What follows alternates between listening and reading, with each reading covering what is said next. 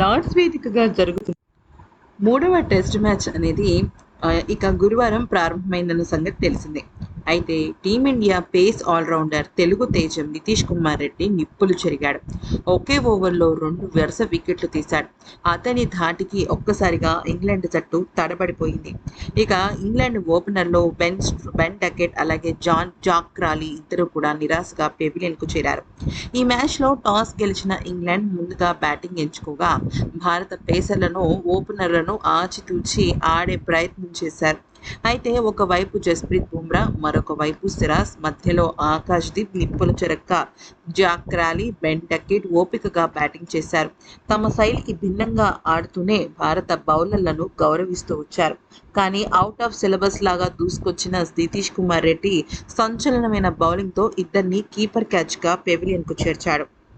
అయితే నితీష్ కుమార్ రెడ్డి వేసిన 14వ ఓవర్లో ఈ ఘటన ఒకటి చోటు చేసుకుంది. ఈ ఓవర్ రెండో బంతిని బౌండరీ బాది జోను కనపరిచిన డకెట్ మరుసటి బంతికి అవుట్ అయిపోయాడు. అయితే నితీష్ లెగ్ సైడ్ బాల్ వేయగా డకెట్ ఫుల్ షాట్ ఆడే ప్రయత్నం చేశాడు. కానీ బ్యాట్ని మిస్ అయిన బంతి అతని గ్లౌస్ను తాకుతూ కీపర్ వైపు దూసుకువెళ్లగా పంత్ సూపర్ డైవ్తో బంతిని అందుకున్నాడు. ఇక ఈ ఓవర్ ఆఖరి బంతిని నితీష్ ఆఫ్ ది పిచ్ వేగా జాక్ క్రాలీ కీపర్ క్యాచ్గా వెనుతిరిగాడు.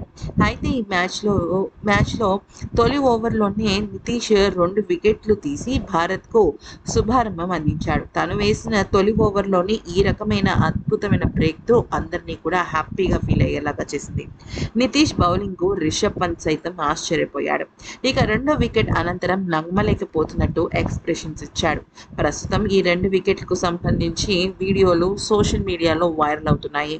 సిరాజ్, బుమ్రా, ఆకాష్ దీప్లను ఆచితూచి ఆడిన ఇంగ్లాండ్ ఓపెనర్లు అవుట్ ఆఫ్ సిలబస్లో వచ్చిన నితీష్ కుమార్ రెడ్డికి మాత్రం చేతులు ఎత్తేశారు అంటూ నెటిజన్స్ కామెంట్స్ చేస్తున్నారు.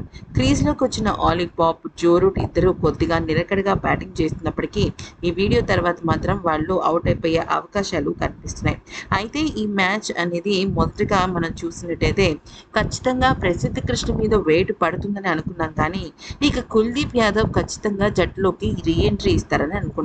కానీ తుది జట్టు కనుక ఒకసారి చూసినట్టయితే యశస్వి జైస్వాల్, కేఎల్ రాహుల్, కరుణ్ నాయర్, శుభ్మన్ గిల్, రిషబ్ పంత్, నితీష్ కుమార్ రెడ్డి, జడేజా, సుందర్, ఆకాశ్దీప్, బుమ్రా, సిరాజ్లు ఉన్నారు.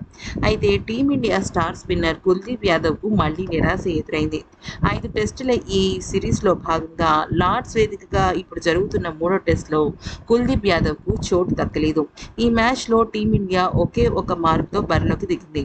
జస్ప్రీత్ బుమ్రా కోసం తొలి 2 టెస్టుల్లో విఫలమైన ప్రసిద్ధ్ కృష్ణ పైన వేటు వేసి టీమిండియా మేనేజ్మెంట్ ఇక అన్న మాటను నిలబెట్టుకుంది. జస్ప్రీత్ బుమ్రాను మళ్ళీ తీసుకొస్తాను అని చెప్పడం జరిగింది. కానీ కుల్దీప్ యాదవ్ విషయంలో మాత్రం పెదవి విరిచినట్టనే చెప్పుకోవాలి. వాస్తవానికి ఈ మ్యాచ్కు కుల్దీప్ యాదవ్ని తీసుకొస్తారు అన్న ప్రచారం కూడా జరిగింది. అతని వేరియేషన్, వికెట్ టేకింగ్ సామర్థ్యం జట్టు ఉపయోగపడుతుందని అందరూ భావించారు. అంతేకాకుండా తొలి టెస్ట్లో స్పిన్నర్లు దారుణంగా విఫలమయ్యారు. దాంతోనే కుల్దీప్ యాదవ్ను తుది జట్టులోకి తీసుకోవాలని మాజీ క్రికెటర్లు సూచించారు. కానీ టీమిండియా మేనేజ్మెంట్ మాత్రం కుల్దీప్ యాదవ్ను పట్టించుకోలేదు. ఇక బ్యాటింగ్ డెప్త్ కోసమే సుందర్ని జట్టులో కొనసాగించినట్టు అర్థమవుతోంది.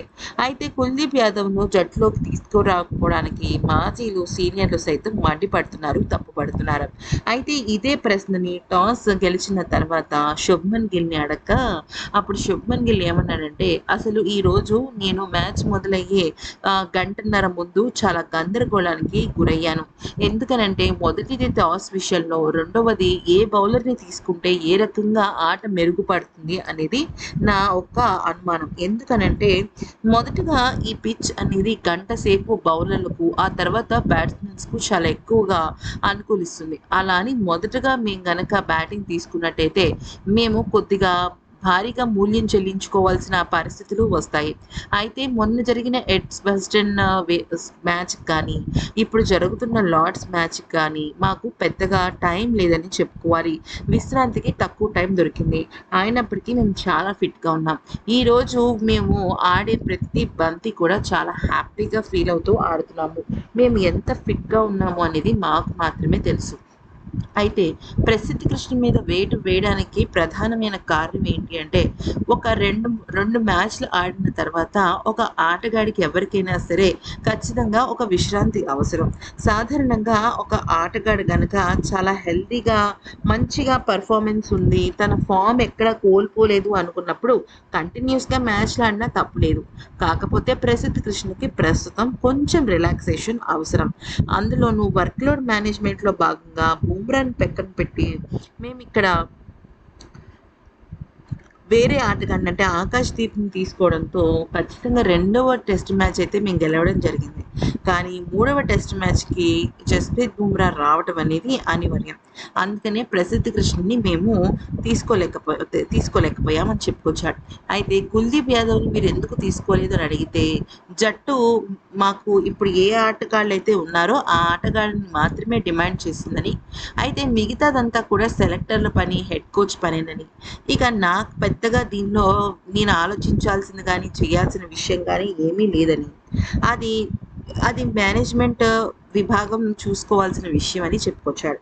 అయితే ఇక నితీష్ కుమార్ రెడ్డి మొదటి మ్యాచ్‌లోనూ, రెండో మ్యాచ్‌లోనూ పెద్దగా రాణించకపోయినప్పటికీ కూడా ఈ మూడో మ్యాచ్‌లో మాత్రం వరుసగా వికెట్లు తీసి ఇంగ్లాండ్ జట్టును తడబడేలాగా చేస్తున్నాడు.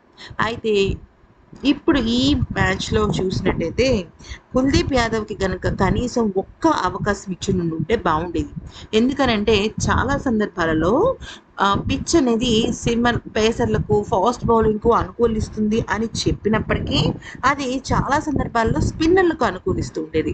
అలాంటి సమయంలో మేబీ ఒక వరుసగా 2 వికెట్లు కోల్పోయినా కూడా ఇన్నింగ్స్ చాలా ఎక్కువగా ప్రభావితమయ్యే సందర్భాలు మనం చూడనే వచ్చాం. అలాంటి సందర్భంలో కుల్దీప్ యాదవ్‌ని గనుక తీసుకునుంటే బావుండేది. అలా కాకుండా బ్యాటింగ్ డెప్త్ ఉండాలని చెప్పేసి సుందర్‌ని తీసుకున్నారు.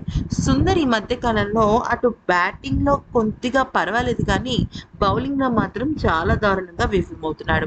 మరీ ముఖ్యంగా ఇక్కడ జడేజా కూడా ఉండడంతో బహుశా ఇక స్పెషలిస్ట్ స్పిన్నర్ అయిన కుల్దీప్‌కి అవకాశం రాదనుకున్నారని అనిపిస్తుంది.